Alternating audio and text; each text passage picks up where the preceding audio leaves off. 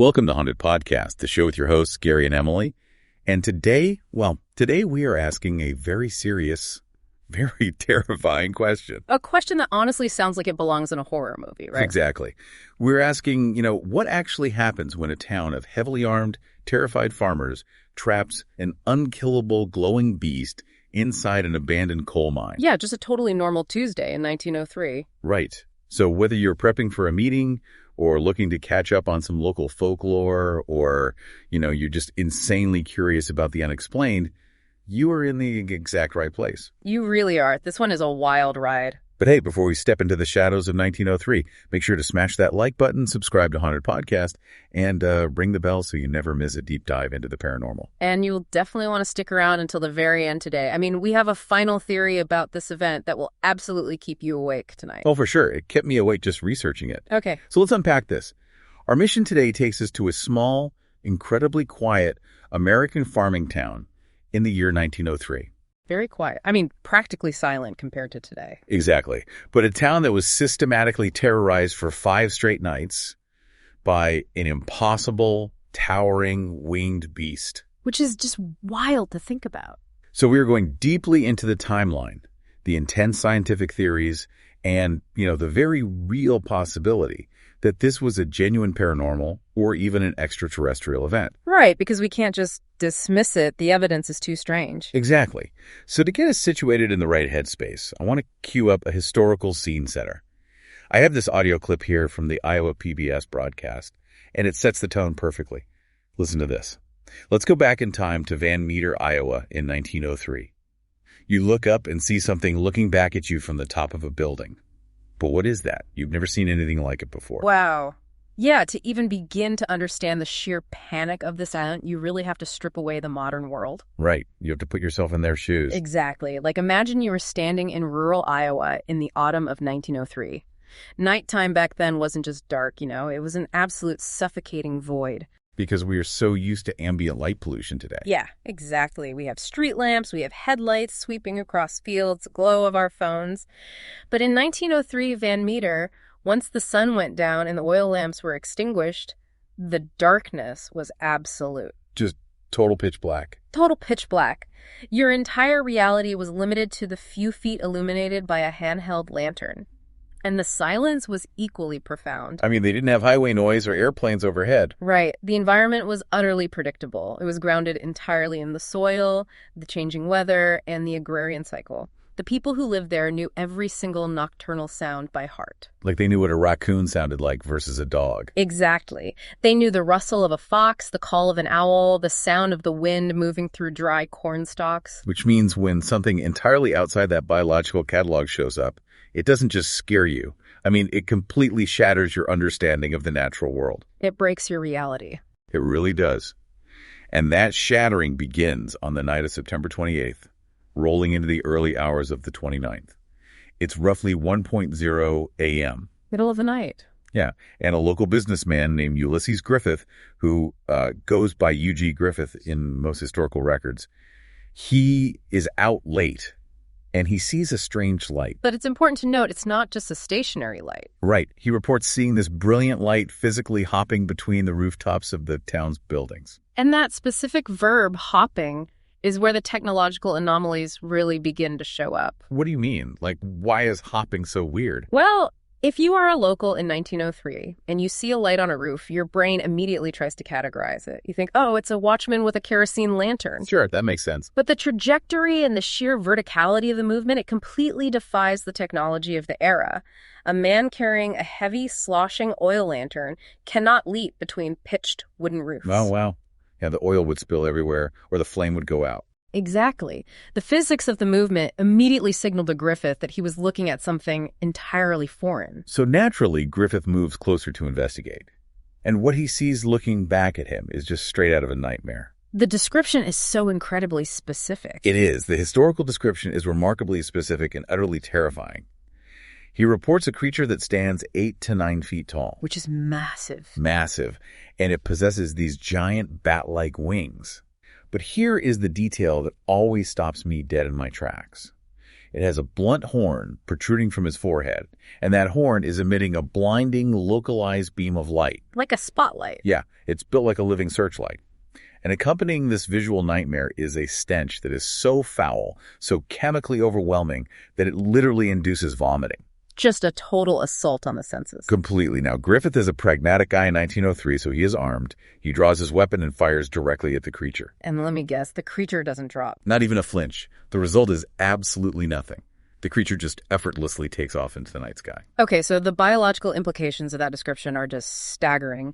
Let's break down the bioluminescence first, because that is key. Yeah, please do, because a glowing horn is crazy. Right. So in nature, bioluminescence, which is the ability of a living organism to produce and emit light, is almost exclusively found in deep ocean marine environments. Like anglerfish. Exactly. Or in very small terrestrial insects like fireflies. It relies on a highly specific chemical reaction involving a light-emitting molecule called luciferin and an enzyme called luciferase. Okay, so it's a chemical process. Yes, and it is incredibly energetically expensive for an organism to produce.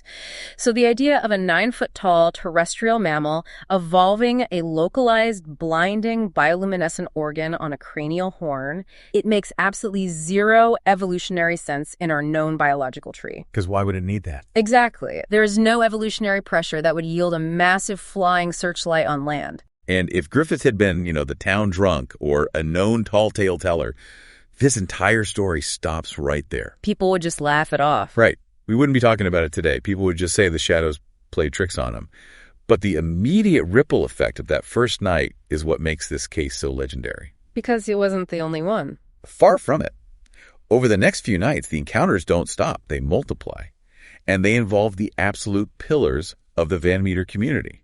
We are talking about Dr. Fred Alcott, the local physician. A man of science. Exactly. We are talking about O.V. White, the town's main hardware store owner, and most importantly, Sidney Gregg, the town banker. Okay, we really cannot overstate the sociological risk these men took by coming forward. Yeah, explain that, because 1903 banking was very different. It was entirely different. Let's consider the banking industry in rural 1903. This is long before the FDIC insured bank deposits. So if the bank lost your money, it was just gone. Poof, gone.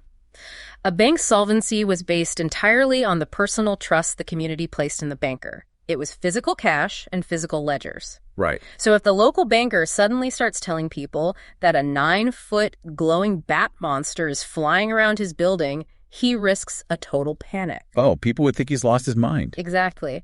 Farmers might initiate a bank run the very next morning, withdrawing all their savings and financially ruining the town. Similarly, a doctor in 1903 relied on his reputation for absolute clinical rationality. Right. If the guy who is supposed to deliver your children and cure your ailments starts talking about bulletproof winged beasts, you find a new doctor. Immediately. You don't trust him with your health. So they had zero incentive to invent this.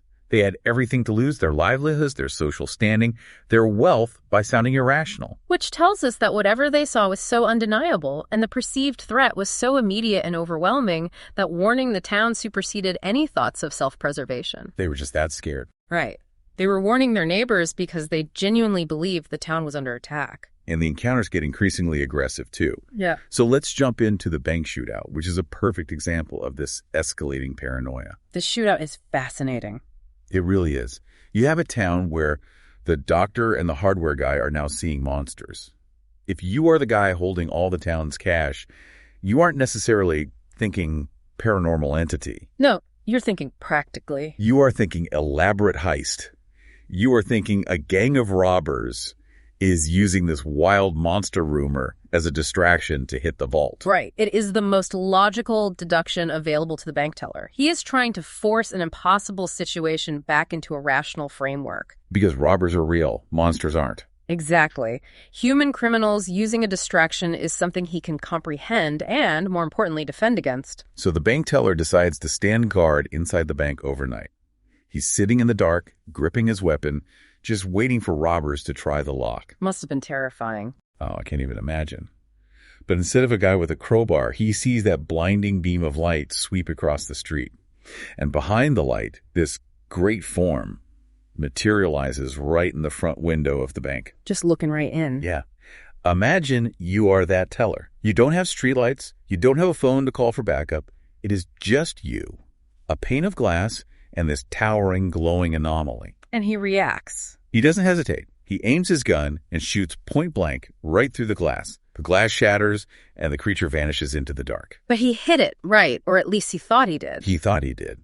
But when they investigate the scene the next morning, they don't find a bleeding man in a costume. They find strange, massive three-toed tracks pressed deep into the dirt. See, this is huge. The transition from a fleeting visual sighting to tangible physical evidence represents a massive leap in the credibility of the phenomenon. Because you can't fake footprints that easily, not deep ones. Right. A light in the sky can be a misidentified meteor. A shadow can be a trick of the moonlight. But deep physical impressions in the earth, distinctly three-toed and large enough to support the weight of a creature of that reported size.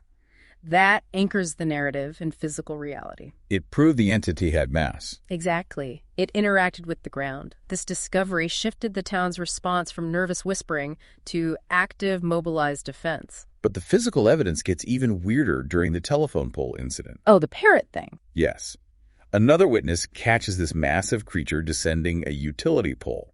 The witness describes the movement vividly, stating it climbed down, after the manner of a parrot, using a huge hardened beak to grip the wood and lower its body weight. Which is such an oddly specific detail. Right. Who makes that up? And then the witness shoots at it, and instead of bleeding or falling, the creature emits a chemical odor. But it's not just a bad smell. It's weaponized. The witness reported that the gas literally stupefied him. It left him dizzy, totally disoriented, and practically paralyzed. So from a biochemical standpoint, a defensive mechanism that releases a stupefying aerosol is incredibly sophisticated. We have animals that spray, though, right? We do. We see rudimentary versions of this in nature, like skunks using sulfur-based compounds or bombardier beetles mixing hydroquinone and hydrogen peroxide to create a boiling chemical spray. Ouch. Yeah, that sounds awful. It is, but those are mere irritants designed to cause temporary discomfort. What is described here acts much more like a potent neurotoxin or an incapacitating agent. Like tear gas or something. Even stronger. For a biological organism to synthesize and deploy a gas capable of instantly overriding the human parasympathetic nervous system, causing dizziness and paralysis, that implies a level of evolutionary weaponry that simply does not exist in known terrestrial vertebrates. Wait, hold on. I have to stop you there because the physics of this entire encounter are just breaking my brain right now. How so? It's like we're talking about a modern-day comic book villain. It has a built-in organic spotlight, it deploys a localized chemical nerve agent, and most inexplicably, it is completely bulletproof. The bulletproof aspect is definitely the hardest to reconcile. We are talking about multiple grown men at close range firing lead bullets from 1903 revolvers and rifles. If you shoot a massive animal, a bear, a moose, an elephant, it bleeds. It roars in pain. It reacts. It physically reacts to the impact. This thing treats bullets like they're raindrops. How is a biological creature eating bullets without flinching? It is the central contradiction of the entire case. Biology, as we understand it on Earth, does not produce dermal armor capable of deflecting direct close-range firearm discharges without suffering immense kinetic transfer. Right, because of the force. Exactly. We have to look at the physics of a gunshot. A typical .38 caliber revolver of that era fires a heavy lead slug. Even if we hypothesize that the creature had impossibly dense armored scales that prevented the bullet from penetrating, the laws of physics dictate that the kinetic energy has to go somewhere. Mass times velocity squared. Precisely. It hits like a sledgehammer. The sheer kinetic shock wave would stagger the creature, break internal bones, or at least cause it to flinch violently. The fact that the creature was utterly unfazed challenges the fundamental assumption that it was strictly biological in a terrestrial sense. So the panic in Van Meter just boils over. These aren't isolated bumps in the night anymore. This thing is looking into banks, deploying chemical weapons, and laughing off gunshots. The town is terrified. Beyond terrified. Yeah. They realize they cannot just lock their doors and hide in their cellars hoping it goes away.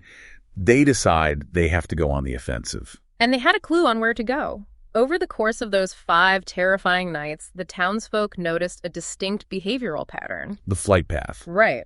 Whenever the creature was startled by gunfire or simply decided to conclude its nightly foray, it consistently retreated along the exact same trajectory.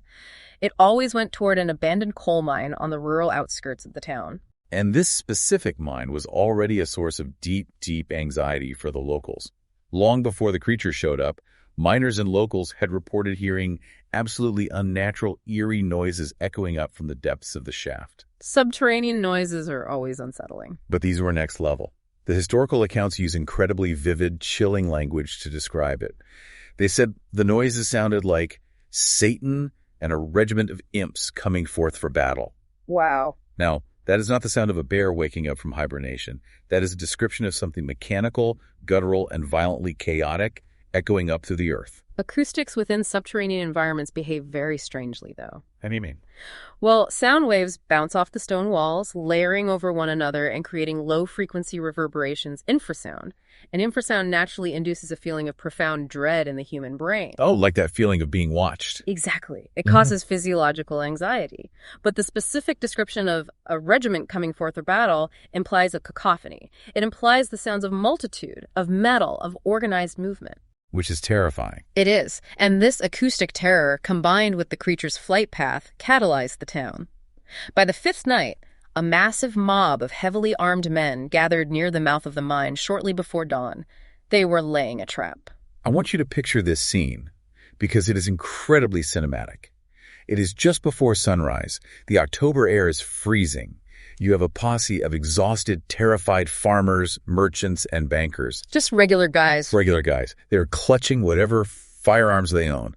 Double-barrel shotguns, repeating rifles, heavy revolvers. They are staring in total silence into the pitch-black mouth of this abandoned mine, waiting for a monster. The tension must have been unbearable. Unbearable. And then the ultimate shocker. They don't just see one creature returning. Two towering bioluminescent monsters emerge together from the shaft. And that detail changes everything. Right. The sudden introduction of a second entity changes the entire paradigm of the encounter.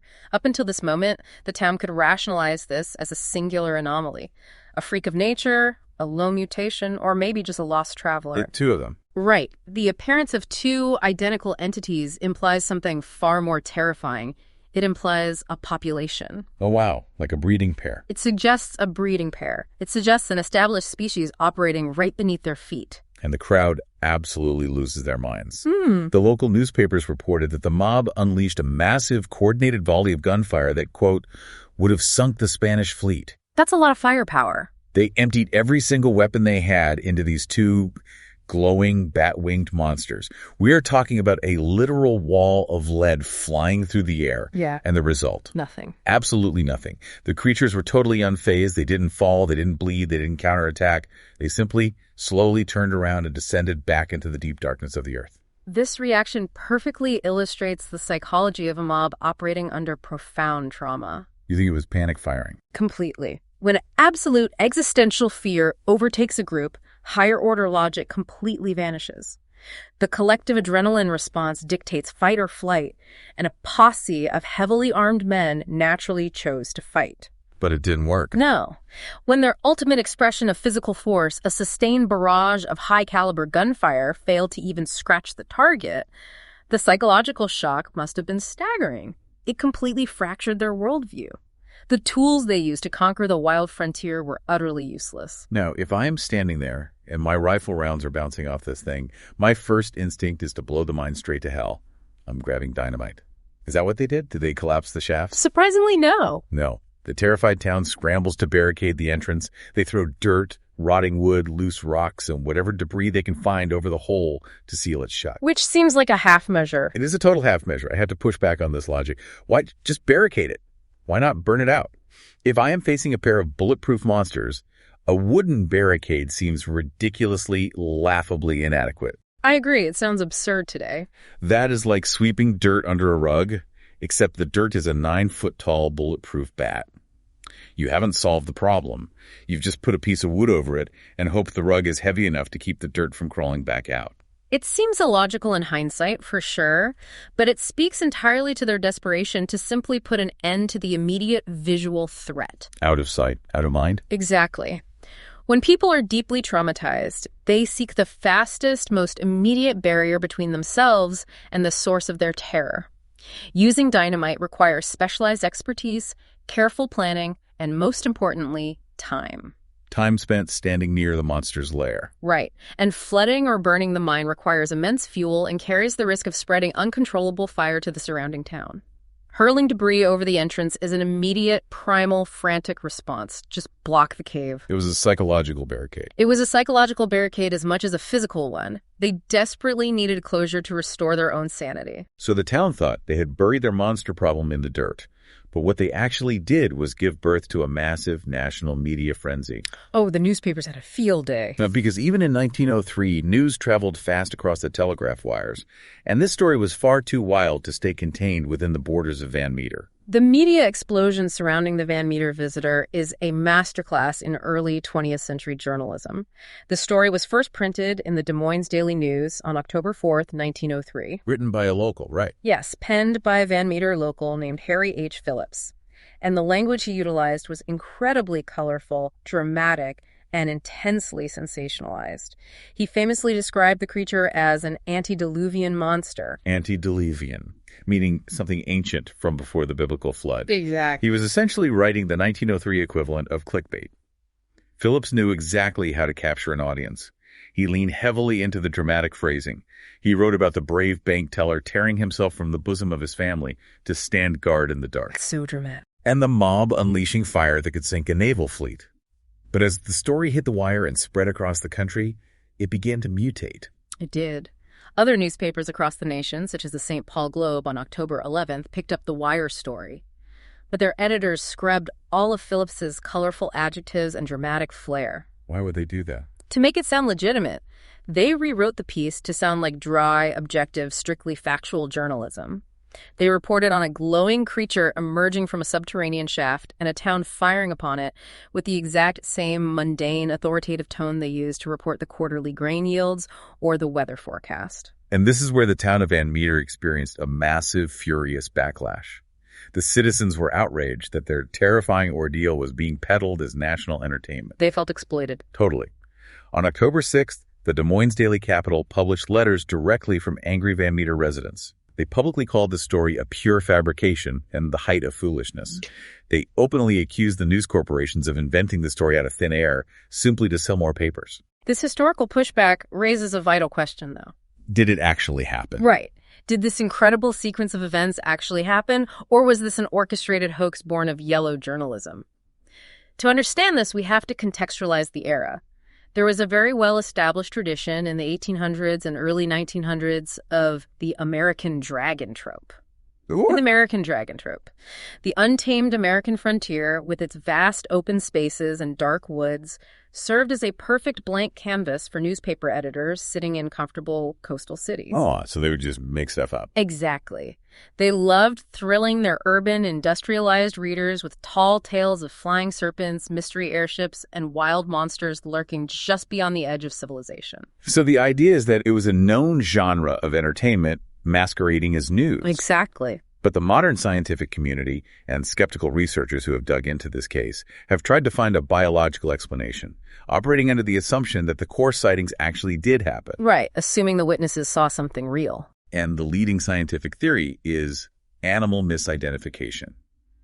And the primary suspect, the great blue heron. Yes, the great blue heron, or perhaps a displaced harpy eagle, or even a massive owl.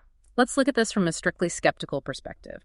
A great blue heron stands quite tall, possesses a massive wingspan, and when it is encountered out of its usual aquatic habitat... Like resting strangely on a pitched roof. Exactly, or a telegraph pole. Its silhouette looks incredibly alien to a startled observer. Furthermore, if you have ever seen a juvenile owl in the dark, they look startlingly like gray aliens. Their proportions are terrifying. Yeah, baby owls are nightmare fuel. They really are. As for the creature's blinding light, a skeptic could argue that it could simply have been moonlight reflecting brilliantly off pale feathers, or the tapetum lucidum, the reflective layer in the eyes during a full moon, which meteorological records show did actually occur around the time of the sightings. Okay, sure. I will grant you that an owl or a heron caught in the moonlight, seen by a sleepy farmer at 1 a.m., is going to look incredibly creepy. It would startle anyone. But I have to challenge this bird theory heavily. And it all goes back to the climax at the mine. A mob of grown men fired a literal wall of lead at this thing. The Spanish fleet volley. Yes. If it is a great blue heron, and you shoot it with 50 rounds of heavy ammunition from 20 yards away, it doesn't just casually turn around and walk back into a cave. it explodes into a cloud of feathers. It instantly dies. The physical reality of firearms versus avian bone structure makes the heron theory incredibly difficult to sustain. Because birds are fragile. Very fragile. To allow for flight, a bird's bones are pneumatized, meaning they are hollow and filled with air spaces, supported by delicate internal struts. Imagine throwing a major league fastball directly into a crystal chandelier. It shatters. The chandelier doesn't absorb the blow and casually swing back into place. Its structural integrity instantly, catastrophically shatters. A heavy lead bullet hitting a heron's hollow wings or torso would have the exact same devastating result. It would obliterate the animal. Exactly. And beyond the bullets, birds do not emit a stupefying chemical gas. A skunk does, sure, but a skunk doesn't have an 8-foot wingspan and climb down a telephone pole with a giant parrot beak. You can't just mix and match animals. You cannot just cobble together the attributes of a heron, a skunk, and an armadillo like some sort of Frankenstein monster to explain this away. Which forces us into a very uncomfortable analytical position. Yeah. If we rule out a pure newspaper hoax because of the sheer number of highly credible, respected witnesses who risk their reputations and the physical footprint evidence left behind. And if we rule out a misidentified bird because the physics completely contradict the creature's reported invulnerability and its chemical defense mechanism, what exactly are we left with? We are left staring into the unexplainable. We have to fully explore the possibility that this was a genuine paranormal or extraterrestrial event. Because the Van Meter visitor does not exist in a vacuum. It connects deeply to a massive global web of cryptid lore. It really does. When you analyze folklore across different cultures and centuries, you find a remarkably consistent shared archetype of massive winged entities. Like thunderbirds. Exactly. Long before 1903, Native American tribes across the continent spoke vividly of thunderbirds. Immense, highly intelligent flying beings with supernatural abilities intimately tied to the weather in the skies.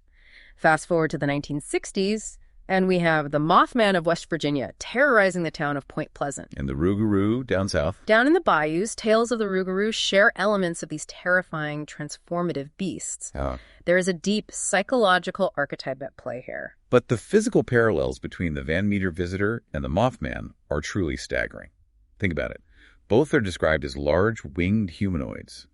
Both are intrinsically associated with strange, localized lights or glowing red eyes. The eyeshine. Both induce profound, paralyzing terror in the witnesses that feels almost supernatural, and both seem to completely defy the laws of physics. But the Van Meter entity had that one specific detail, the glowing, blinding horn. Right. What if that wasn't a biological appendage at all? What if that was a piece of technology? Now we are venturing into the realm of interdimensional or extraterrestrial theories. Which makes more sense than a bulletproof owl. I mean, if we hypothesize for a moment that this being was not an organic creature branching from our terrestrial evolutionary tree, but rather a visitor from another world or a parallel dimension, the biological anomalies suddenly begin to make a strange sort of sense. How so? Well, the horn, emitting a blinding directed beam, could be a highly advanced piece of technological equipment. A geological scanner, a mining tool for the coal shaft, or an environmental sensor. Oh, wow. And the gas. The stupefying odor might not be a biological defense mechanism like a smeg spray, but rather a chemical exhaust from a propulsion system, or a purposely deployed aerosol deterrent designed to pacify indigenous threats, meaning the townspeople, without resorting to lethal force. And that completely explains why the bullets did absolutely nothing. If they are interdimensional beings, perhaps they aren't entirely solid in our physical reality. Maybe they exist slightly out of phase, and the bullets were just passing through a physical projection. Or their suits. Or perhaps their biological makeup or their suits are dense enough to absorb kinetic energy in a way that terrestrial animals simply cannot.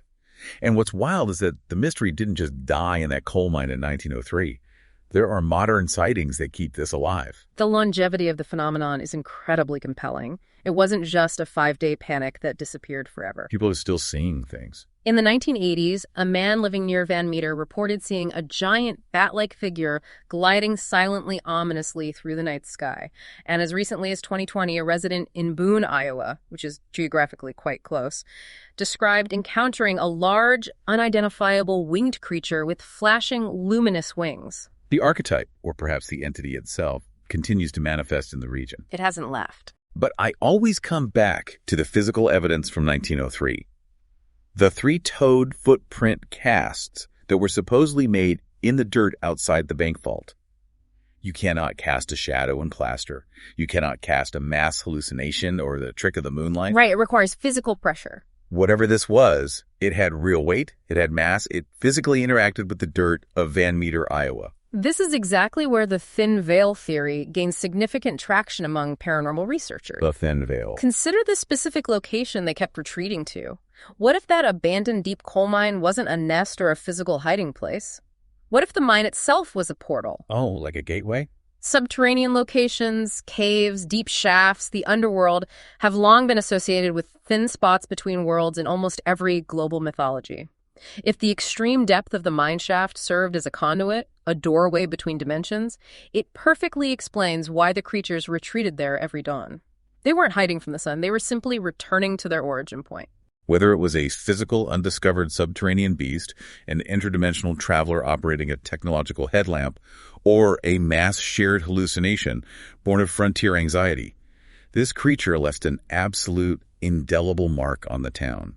A legacy that not only survives, but thrives to this very day. It is truly remarkable to study how a deeply traumatic, terrifying historical event undergoes a cultural metamorphosis over time. It really is. For over a century, the story of the visitor lay mostly dormant, passed down as a whispered, spooky local legend. It was something grandparents told children. But then, a 2013 book by researchers Chad Lewis, Noah Voss, and Kevin Lee Nelson brought it roaring back to life. They dug up all the old articles, right? They did. They compiled the original newspaper articles, tracked down descendants, and fully resurrected the narrative. This single piece of historical research triggered dozens of deep dives, articles, and a massive renewed interest in the town's history. And how did the town of Van Meter react? They didn't sweep it under the rug this time. They fully, unapologetically embraced the spookiness.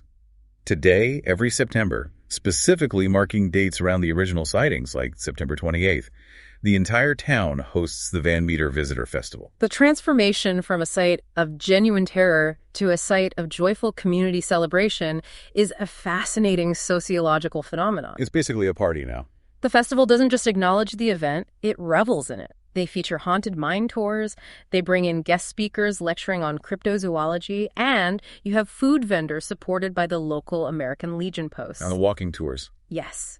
They conduct highly detailed walking tours where visitors can stand in the exact spot the banker stood, look at the actual historical bank vault, and peer through the very window framing where the manager frantically shot out the glass in 1903. It's just wild to me. It's like building an amusement park roller coaster on the exact spot a massive meteor hit the Earth. We seemingly conquer our primal fear by turning the terrifying monster into a quirky, beloved mascot. We domesticate the fear. I mean, imagine eating funnel cakes and hot dogs on the very ground where, a century ago, a posse of men thought they were doing literal, physical battle with the forces of darkness. Why do we love this? Why is haunted tourism and cryptid culture so incredibly popular today? It fundamentally comes down to how human beings process fear, trauma, and the unknown over generations. As the autumn season approaches, the days get shorter, the leaves fall, the air gets cold, and we naturally gravitate toward the macabre. It's hardwired into us. It is hardwired into our psychology. Even the most hardened, logical skeptics become curious when the lights go out. Seeking out these locations offers the distinct thrill of controlled fear. Controlled fear, exactly. You get the biological adrenaline rush of a terrifying story, the bump in the night, but you experience it while safely surrounded by your community, eating a snack. Furthermore, we use these bizarre folklore elements to deeply anchor ourselves to our local history. It provides a unique, shared identity in a world that often feels homogenized. And Iowa is absolutely full of this stuff. The Visitor isn't the only local legend that draws people in. You have the Black Angel of Death in Iowa City, where the massive bronze statue supposedly curses anyone foolish enough to touch it. That's a great one. You have the Erie Devil's Chair in Marshalltown. And just over the border in Wisconsin, there's the legendary Mineral Point Vampire. We're deeply drawn to these hyperlocal, highly specific anomalies because they make the geography feel alive, unpredictable, and deeply mysterious. Exactly. But the Van Meter Visitor is uniquely theirs. It isn't a generic, nameless ghost story in a drafty house. It is a highly specific, timeline-driven historical event involving named civic leaders, distinct physical descriptions, and a documented shootout. So it feels more real. Embracing it allows the modern town to celebrate their ancestors' incredible resilience while also leaning into the enduring mystery of the unknown. It invites everyone to look up at the night sky and question what might just be lurking in the shadows of the mundane world. So what does this all mean? Let's take a step back and look at the entire picture we've painted today. We have a quiet, deeply rational farming town in 1903. We have a consecutive series of sightings by highly credible, respected witnesses, doctors, bankers, hardware merchants who risked their livelihoods to tell the truth. We have the physical evidence. We have physical, massive three-toed footprints left deep in the dirt. We have a pre-dawn shootout involving a posse of armed men and an impossible, bulletproof, glowing creature. And we have a legacy that absolutely refuses to die, evolving over a century into a modern-day festival. It leaves us standing squarely at the intersection of history, early journalism, human psychology, and the genuinely unexplained. Because we can't easily explain it. We can try to apply our modern scientific frameworks. We can theorize about migrating herons. We can discuss mob hysteria and the acoustics of caves, or point fingers at sensationalist yellow journalism. But none of those rational explanations perfectly seal the cracks in this story. There are too many loose ends. The profound anomalies remain. The bulletproof resilience against a wall of lead, the mechanical, directed beam of light, the complex, stupefying chemical odor. They defy easy, comfortable categorization. What do you think the Van Meter visitor really was? An interdimensional being stepping through a portal? A grossly misidentified owl blown out of proportion by a panicked mob? Or something completely unknown to modern science? Drop your theories in the comments below. We read every single one. But before we go today, I promise you a final chilling thought, and I want to leave you with a concept that we haven't fully explored yet. It's something that gives me shivers just thinking about it. Consider the final moments of the 1903 encounter. The creatures were not killed by the gunfire. They were not driven away into the sky. They simply calmly descended back into the deep darkness of the coal mine. And the terrified townsfolk frantically barricaded the entrance above them with wood, rocks, and loose debris. Just piled it on top. But wood rots. Earth shifts. Roots tear through stone. If those creatures were real, biological, interdimensional, or otherwise, and they retreated into the deep darkness of the earth, they didn't die that morning. They were simply sealed in. Still down there. What happens when that wooden barricade finally gives way? Or worse, what happens when they finally finish digging a new way out from below? Have we just been sitting on a subterranean ticking time bomb for the last 120 years? It is a profound, deeply unsettling realization. The earth beneath our feet holds ancient secrets we have long forgotten, perhaps simply waiting in the dark for the exact right moment to surface again. If you enjoyed this deep dive, please like, subscribe, and share this with someone who loves a good mystery. Keep questioning the shadows, and we'll see you on the next Haunted Podcast.